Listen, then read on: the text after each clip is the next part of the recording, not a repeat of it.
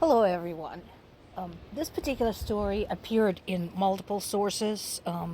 This is from New York Times, but similar pieces appeared in Reuters and The Guardian, and I'm sure there's more. So basically, given the general state of disarray and ill preparedness in the regular Russian troops, they're now trying to lure back the members of the private mercenary group Wagner to fight in the war in Ukraine.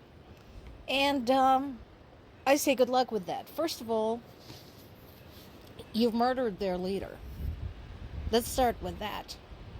Second, as I mentioned before, Wagner members are used to higher pay and greater freedom in where they go, what they do, and how they do it. I'm not defending them by any stretch. I'm just pointing it out. If you have a bunch of high-paid, well-trained thugs who are used to doing things their own way, and you want them to come back at minimum wage as your cannon fodder after having assassinated their leader, good luck with that. This is very amusing.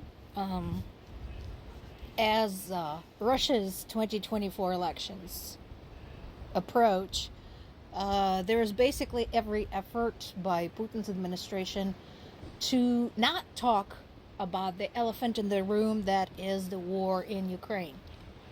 Now, let's not forget, we're not just talking about the war that started almost 2 years ago. We're also talking about the interference in Ukraine's affairs, elections, and international policy that took place 10 years ago, which ultimately led to overthrow of Ukraine's pro-Russian leader and his government, Yanukovych, and the eventual Maidan events and the annexation of Crimea. So this stuff is not new. And nobody's talking about it because why?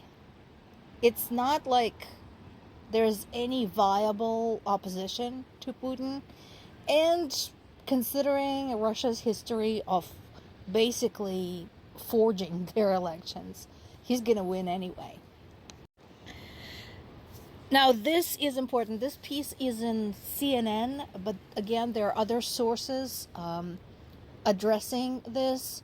So after a long time of scrutiny, anti-corruption measures, economic, political reforms, etc., and of course fighting the war,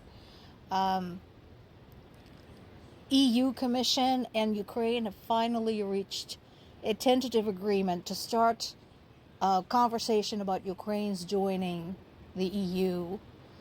Now, this is not the actual process for Ukraine to join. It's just a discussion, and it's not going to be immediate. So far, the timeline we're looking at is sometime next year. Of course, as we have seen, and it being the state of war, a lot of things can happen in a year.